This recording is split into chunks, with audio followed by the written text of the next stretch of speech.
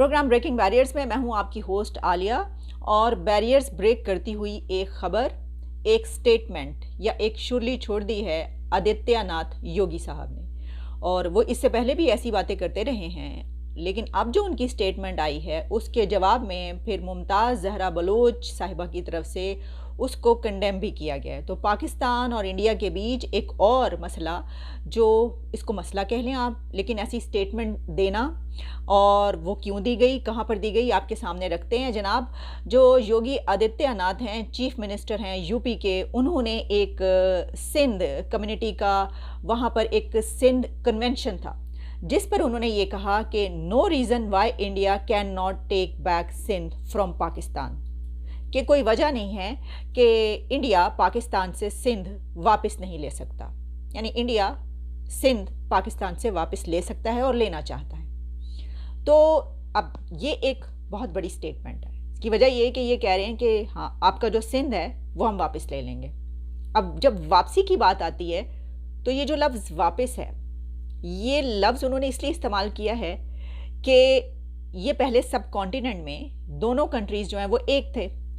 तो जो इंडिया की एक ये कही जाती है उनकी तरफ से एक ये बात अक्सर औकात के, क्योंकि ये एक ही है खित्ता, तो इसमें ये वापसी का जो एक आइडियोलॉजी है वो शामिल है।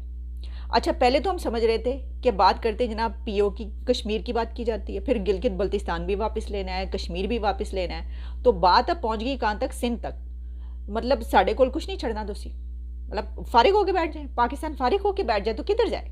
मतलब गिलगित बल्तिस्तान भी आपने बात कर दी, फिर आपने ये भी कह दिया कि जनाब कश्मीर भी हमारा है, गिलगित बल्तिस्तान भी हमारा है, और बलूचिस्तान पे तो वैसे ही जो नज़रें हैं वो भी आप जानते हैं, उसके मुतालिक वैसे ही खबरें आती रहती है, स्टेटमेंट्स चलती रहती हैं। तो बचा क्या? तो बचा था एक सिंध और पंजाब। तो उसमें से सिंध भी वो कह रहे हैं कि हमारा है, वो भी उन्होंने वापस लेना है। सर, ये जो पंजाब है इसको रख कर क्या करेंगे हम? If Shri Ram Janmabhoomi can be taken back after 500 years, तो there is no reason why India can not take back Sindhu, यानी कि सिंध।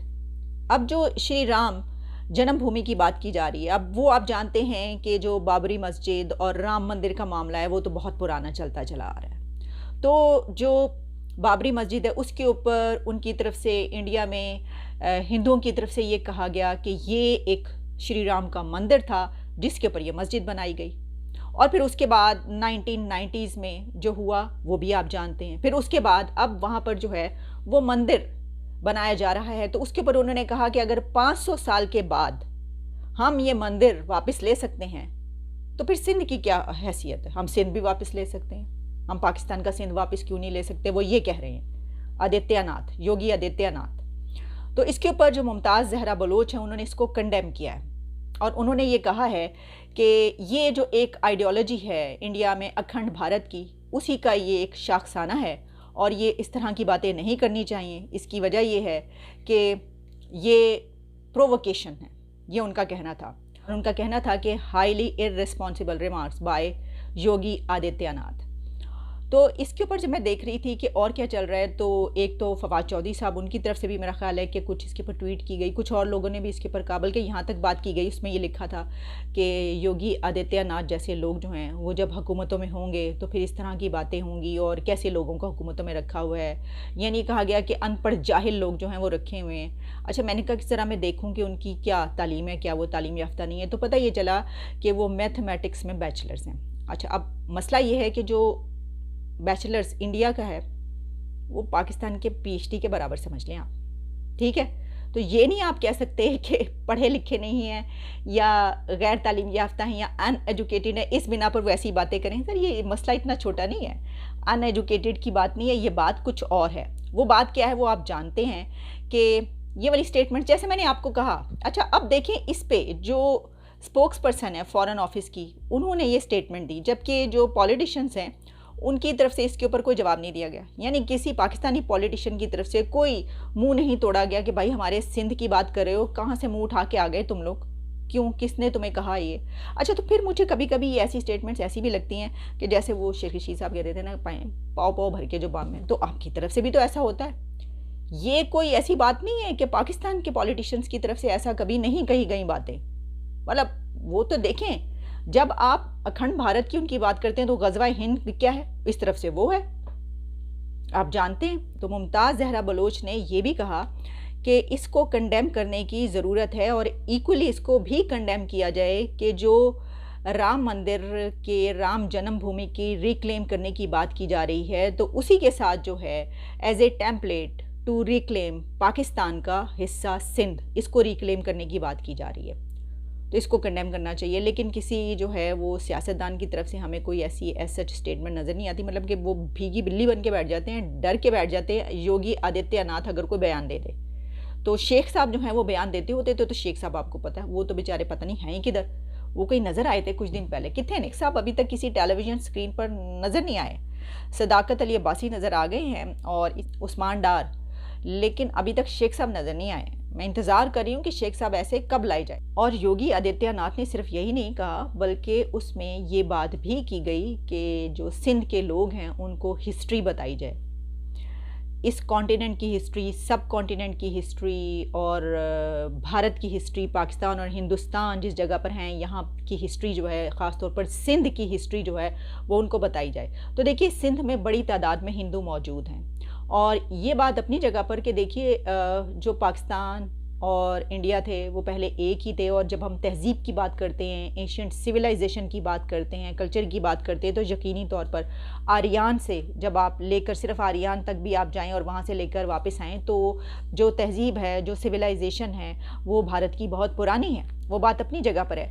लेकिन ये मसला ये हुआ कि 1947 में जब लकीर खिंच गई, ठीक है, तो ब्रिटिश राज जो है या तो उनसे लड़ाई कर ली जाती कि पाना नहीं करना, कम की करके जा रहे हो तुसी। अब जब उनसे लड़ाई करने के बावजूद ये लकीर खींच दी गई तो फिर इस तरह के जो बयानात हैं, स्टेटमेंट्स जो हैं वो ज़रा थोड़ा आग लगाने का काम करती हैं। तो आग वाग कहीं इधर छोटी मोटी लग जाती है, शुरली वुरली वो छोड़ देते हैं योगी साहब और ये सब कुछ हो जाता है। लेकिन अब आप सोचिए ना कि अगर हम इसको इस तरीके से लें कि पहले जो है वो यहाँ पर क्या था और उससे पहले फिर क्या था, तो ये बात पहुँचेगी एलियंस तक, क्योंकि यहाँ पर तो ये कहते हैं कि ये ज़मीन पर पहले एलियन बसते थे। अच्छा चलें, आप एलियन की अगर आइडियोलॉजी भी निकाल दें, एलियंस की थ्योरी निकाल दें कि जी ऐसे ये तो बात करते हैं, देखिए ना हम जैसे लोग साइंस पर यकीन रखने वाले, हम तो कहते हैं जनाब बिग बैंग हुआ। इस ज़मीन पर पहले जानवर बसा करते थे और वो तो डायनासोर्स का हुकूमत थी उस वक्त। तो डायनासोर्स अगर दोबारा पैदा हो गए और उन्होंने आके कहा कि ये ज़मीन तो हमारी है तो फिर क्या आप करेंगे। लेकिन मसला ये है कि जानवरों के ये मसाइल नहीं होते, जो जानवर हैं उनके जो इश्यूज़ हैं वो कुछ और तरह के होते हैं, मतलब उनके इश्यूज़ होते नहीं हैं, ठीक है जी। तो डायनासोर्स ने की करना है, ये जब सोशल एनिमल, मुआशरती हैवान जो है, यानी इस मुआशरे का हैवान जो कि सोसाइटी की बिना पर इंसान बन गया, है तो हैवान ही ना एनिमल, सोसाइटी की बिना पर वो इंसान बन गया, तो उसने जब अपनी अपनी लकीरें खींचनी शुरू की और सरहदें बनी और बॉर्डर्स बने, तो फिर उसने कहा कि ये जो है ये हमारा है और ये जो है ये हमारा है। तो फिर सबसे पहली जो सिविलाइजेशन थी वो किसकी थी देखनी पड़ेगी, है जी।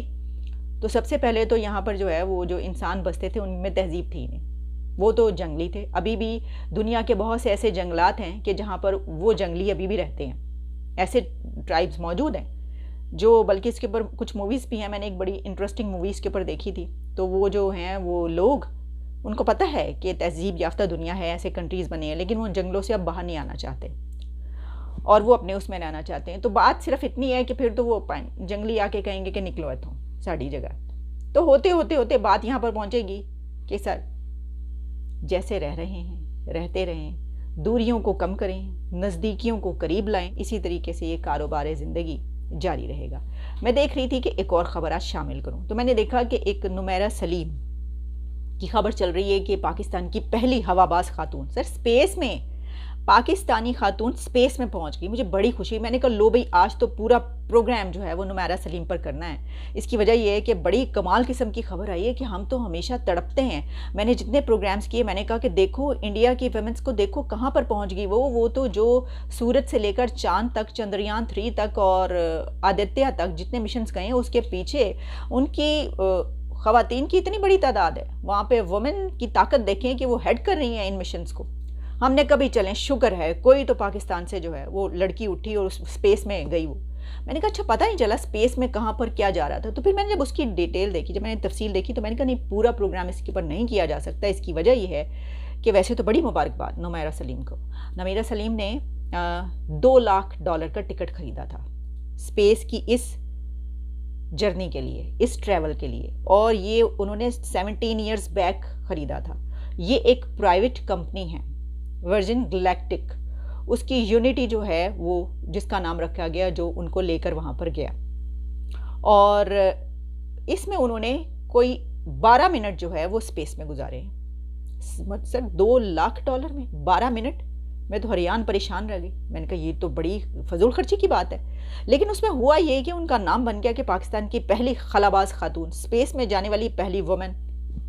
अब ओके, ये आप इसको इस तरीके से कह सकते हैं कि ये एक इंडिविजुअल लेवल पर उन्होंने अपनी ज़ात के लिए कोशिश की है और उसके लिए पैसे खर्चे हैं और वो चली गई। इस तरह के बहुत सारे मिशंस होते हैं, कुछ जैसे कि जेफ बेजोस की भी एक ऐसी कंपनी जिसमें अब कुछ मसले आए जिसकी वजह से वो रुकी हुई है, लेकिन इसी तरीके से ये जो गैलेक्टिक लेकर जाते हैं ये भी एक ऐसी है। वो इससे पहले कुछ 4-5 ऐसी फ़्लाइट्स भेज चुके हैं, तो ये भी एक फ़्लाइट थी। उसमें आप कुछ चंद मिनट के लिए, 2-4 मिनट के लिए अपने आप को वेटलेस, जिस तरह स्पेस में आप फील करते हैं तो आप भी फील कर लेते हैं, वो आप डाइव भी कर सकते हैं, कलाबाजी खा सकते हैं उसी तरीके से। तो बस ये करने के लिए आपको $2 लाख उस वक्त निमरा ने दिए। तो अब 17 ईयर्स के बाद उनकी बारी आई, क्योंकि इस फ़्लाइट के लिए बुक करने के लिए जो पहली लिस्ट थी, पहला बैच जो था, उसमें उनका नाम था। तो इस तरीके से उन्होंने जो है ये वो गई हैं स्पेस में। तो मुझे बड़ी खुशी इस बात की हुई थी कि मैंने कहा कि भाई कमाल हो गया, लेकिन फिर वो पैसे देकर जाना, और ओके अच्छी बात है, बहुत अच्छी बात है, लेकिन इसको हम उस तरीके से नहीं मिला सकते जैसे कि हम एक ऐसे मिशन की बात करेंगे जिसमें हम कहेंगे जनाब पाकिस्तान की तरफ से एक ऐसा मिशन तैयार हुआ है जो चांद पर या खला में या इधर जा रहा है और उसमें हमारी ख़वातीन ने ये काम किया है। तो हो सकता है कि जल्द वैसा भी हो जाए। चांद पे वो कौन हैं जो चाइना वाले जा रहे हैं, उन्होंने कहा है कि पाकिस्तान की तरफ से भी पेलोड शेलोड लेकर जाएंगे, तो उसमें वो उंगली कटा के शहीदों में नाम हम लिखने वाले हैं। इजाज़त दें, आपसे दोबारा मुलाकात होती है।